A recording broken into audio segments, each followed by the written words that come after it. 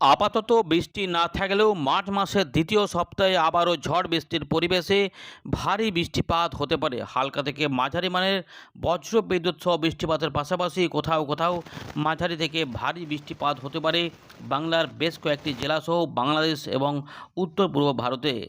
আগামী কয়েকদিনে ধীরে ধীরে তাপমাত্রা বাড়তে থাকবে।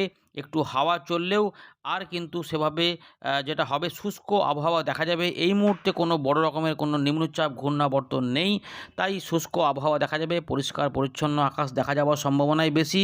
উত্তর পশ্চিম ভারত, মধ্য ভারত হয়ে পূর্ব ভারতের দিকে তাপমাত্রার ধীরে ধীরে বৃদ্ধি দেখা যাবে। মার্চ মাসের প্রথম সপ্তাহের মধ্যেই দিনের বেলা তাপমাত্রা 34 থেকে 36 ডিগ্রির মধ্যে কোনো কোনো অঞ্চলে চলে যাবে এবং রাতের তাপমাত্রা 25 ডিগ্রির আশেপাশে থাকবে। 24 থেকে 25-এর মধ্যে থাকার সম্ভাবনা। আপাতত যে ঘূর্ণাবর্তগুলি ছিল সেগুলি কিছুটা দুর্বল হতে শুরু করেছে। মেঘালয়ের কাছাকাছি এলাকাতে এখনও বৃষ্টিপাত চালু রয়েছে, বাকি অংশ পরিষ্কার রয়েছে। দিনের বেলায় রোদ ঝলমলে আকাশ এবং রাতের বেলায় পরিষ্কার আকাশ দেখা যাওয়ার সম্ভাবনা রয়েছে। চলুন প্রথমে দেখে নিই আজ আবহাওয়া দপ্তর কী বলছে, কী সিস্টেম কোথায় কোথায় কেমন কী খবর রয়েছে সেগুলো বলে দেওয়ার পরে আমরা এখানে ফেরত আসবো। বৃষ্টিপাত নিয়ে আলোচনা করব, তাপমাত্রা নিয়ে আলোচনা করব। আপনার এলাকায় আকাশ কি পরিষ্কার রয়েছে? গত যে বৃষ্টিপাতটা হলো তাতে আপনি কি কোনো বৃষ্টিপাত পেয়েছেন? চাষের কি কোনো ক্ষতি হয়েছে? কমেন্ট করে জানাবেন জানা থাকলে।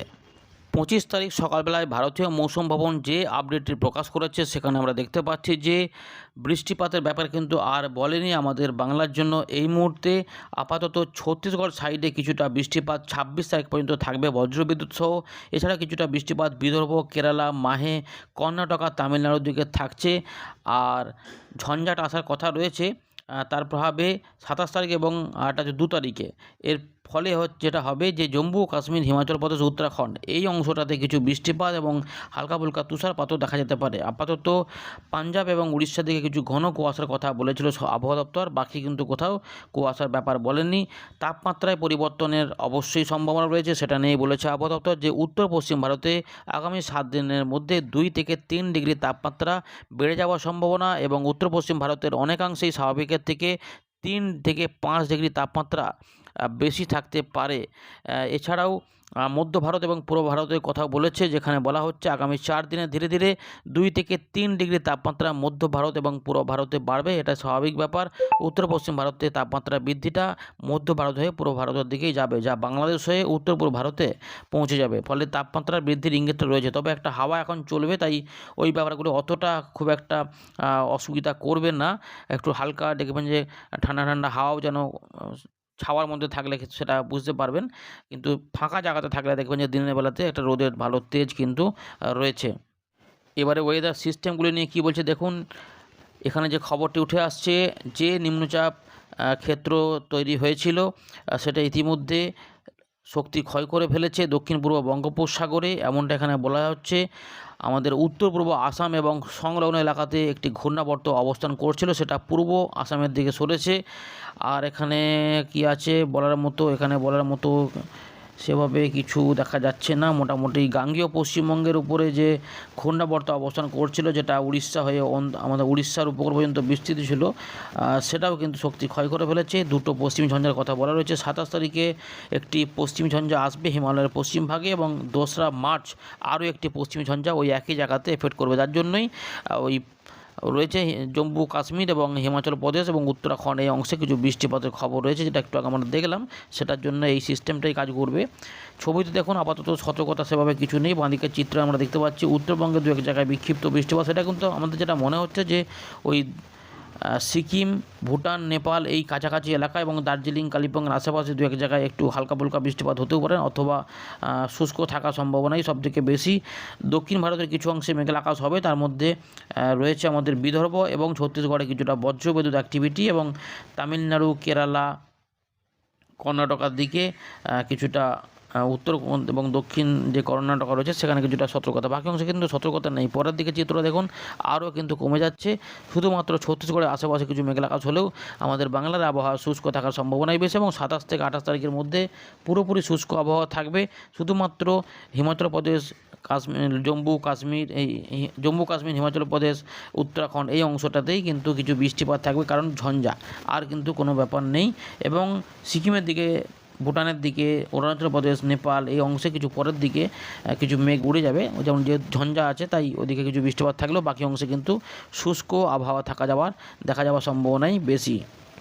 আমরা ফেরত চলে এলাম উইন্ডির লাইভ স্ক্রিনে। তো এই মুহূর্তে আমরা যেটা জানলাম যে দক্ষিণ পূর্ব বঙ্গোপসাগরে যে নিম্নচাপ ক্ষেত্র অবস্থান করছিল সেটা ইতিমধ্যে কিছুটা পূর্ব দিকে সরছে এবং সেটা আন্দামান নিকোবর দ্বীপপুঞ্জের কাছে, বিশেষ করে নিকোবর দ্বীপপুঞ্জের কাছে সেটা বৃষ্টিপাত ঘটাচ্ছে। বাকি অংশে কিন্তু অনেকটাই পরিষ্কার হয়েছে, তাই বঙ্গোপসাগর দুর্যোগমুক্ত হয়ে গেছে বলা যায়। দক্ষিণ ভারতের কিছু অংশে যেমন মেঘলা আকাশ, সেখানে কিছুটা বৃষ্টিপাতের কথা বলেছে, তাই বিক্ষিপ্ত বৃষ্টিপাত হতে পারে। মধ্য ভারতের দিকেও তাই রয়েছে, কিন্তু আমাদের বাংলার উপরে, পশ্চিমবঙ্গের উপরে দেখুন শুষ্ক আবহাওয়া এবং পরিষ্কার আকাশ দেখা যাচ্ছে এবং সেই রকমই রয়েছে। ত্রিপুরা দিকে রয়েছে, মিজোরামের একটু পূর্ব দিকে কিছু মেঘলা আকাশ রয়েছে। বাংলাদেশের ঢাকা, খুলনা, বরিশাল সহ ময়মনসিংহ, সিলেট এবং রংপুর এবং আমাদের উত্তর দক্ষিণ দিনাজপুর, মালদা, এর পাশাপাশি আলিপুরদুয়ার, কোচবিহার, জলপাইগুড়ি এই অংশগুলি কিন্তু ফাঁকাই রয়েছে। আসাম, মেঘালয়েও মোটামুটি, মেঘালয়ে মেঘ আছে, আসামে ফাঁকা রয়েছে। মেঘালয়ে বৃষ্টিপাত চালু রয়েছে এবং কিছু বজ্র সেলও দেখা যাচ্ছে যে এই সমস্ত অংশে রয়েছে। তো কোথাও চলছে, কোথাও চলছে না, এরকমভাবে ব্যাপারটা রয়েছে। সুতরাং আবহাওয়া পরিষ্কারের দিকেই মোটামুটি দেখা যাচ্ছে এবং উত্তর পশ্চিম ভারত থেকে মধ্য ভারতে, পূর্ব ভারতে,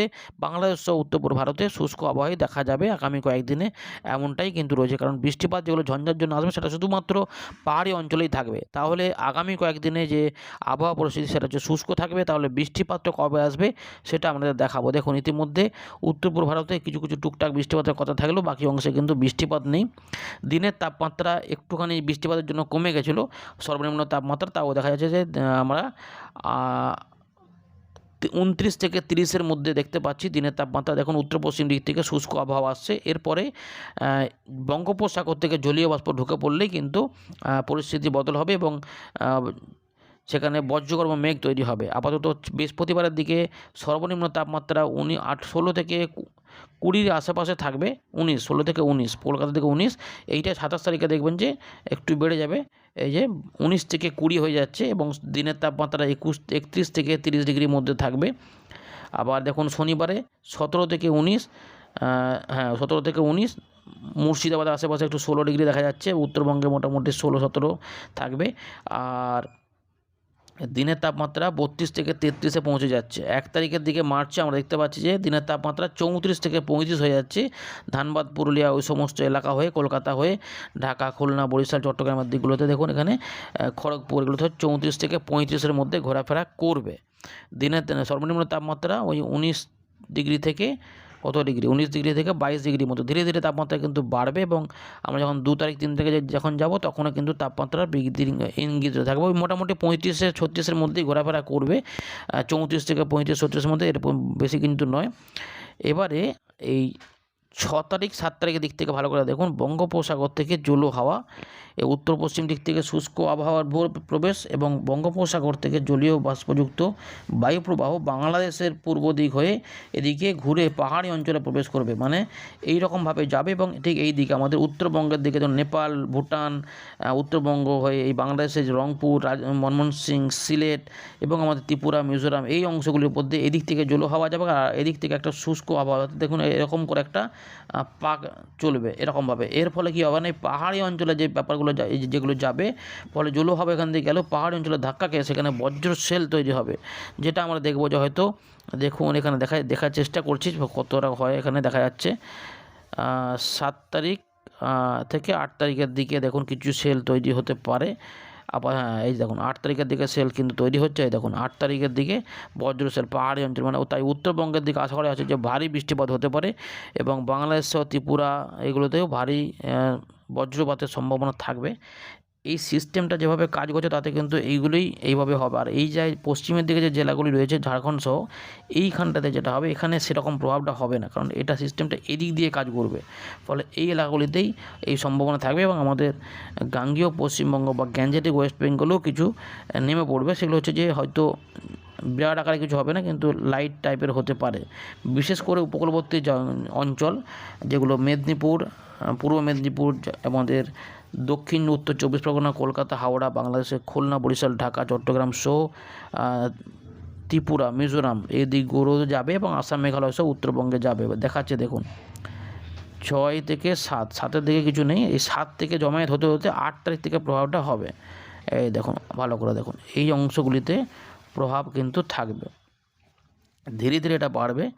এই যে বজ্র সেল হয়ে গেলে আমরা দেখতে পাচ্ছি বেশ কিছু অংশে ভারী টাইপের ব্যাপার হতে পারে। কার্শিয়াং, শিলিগুড়ি, নকশালবাড়ি, হলদিবাড়ি, ধূপগুড়ি, দার্জিলিং, কালিম্পং, এর পাশাপাশি জয়গাঁও, আলিপুরদুয়ার, কোচবিহার এই অংশগুলিতেও থাকবে এবং আসামের এই অংশগুলিতেও থাকবে। আসামের হোজাই, ডিমাপুর, ওই কাছাকাছি ডিব্রুগড় পর্যন্তও থাকছে। পরের দিকে দেখুন আস্তে আস্তে কিন্তু এগুলো বাড়বে, ভারী টাইপেরও হতে পারে। তাই পাহাড়ি অঞ্চলে ভারী বৃষ্টিপাত নামবে। তাই উত্তরবঙ্গে যারা জিজ্ঞেস করছিলেন, উত্তরবঙ্গে কিন্তু উপরের দিকের এলাকাগুলিতেই বৃষ্টিপাতের সম্ভাবনাগুলি সবথেকে বেশি, এই অঞ্চলটা।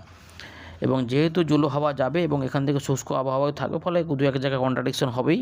তাই বাস্তবে দেখবেন এই ছবির সঙ্গে একটু পরিবর্তন হবে। আমাদের স্থলভাগের দক্ষিণ ভাগেও কিছু কিছু অংশে বজ্রসেল তৈরি হলে এই ত্রিপুরা দিকে যেমন দেখা যাচ্ছে আগরতলা, কুমিল্লা বাংলাদেশের এবং অমরপুর এবং অম্বাসা, খোয়াই, ধর্মনগর আশেপাশেও, সিলেট, ময়মনসিংহের দিকেও কিছু বৃষ্টিপাতের প্রকোপ থাকবে। ঢাকারও কিছু কিছু অংশে হতে পারে। 10 তারিখের দিকে আমরা দেখতে পাচ্ছি যে জলো হাওয়াযুক্ত ব্যাপার কলকাতা, হাওড়া, হুগলি, 24 পরগনা আশেপাশে এবং সাতক্ষীরা, খুলনা, বরিশাল ধরে মাদারীপুর, ফরিদপুর, ঢাকা হয়ে এখানে সিলেট, শিলচর, শিলং, হোজাই, ডিমাপুর এই দিকগুলো বৃষ্টিপাতের প্রভাব। সুতরাং 9, 10, 11তে কিছু বৃষ্টিপাত হবে, যার মধ্যে বেশি বৃষ্টিপাত বাংলাদেশ, উত্তর পূর্ব ভারত এবং আমাদের উত্তরবঙ্গে, উত্তর দিনাজপুর, দক্ষিণ দিনাজপুরেও কিছু বৃষ্টিপাত হতে পারে। 9, 10, 11-র মধ্যে এইটা সম্ভাবনা থাকছে। এটুকু আপনাদের জানিয়ে রাখলাম। এতে পরিবর্তন হবে। আপাতত শুষ্ক আবহাওয়া থাকার সম্ভাবনা বেশি, তাপমাত্রা ধীরে ধীরে বাড়বে এমনটাই রয়েছে। নতুন কোনো ঘূর্ণাবর্ত বা নিম্নচাপ হঠাৎ তৈরি হয়ে গেলে তার জন্য কিছু পরিবর্তন হলে আমরা কিন্তু জানাবো। ধন্যবাদ।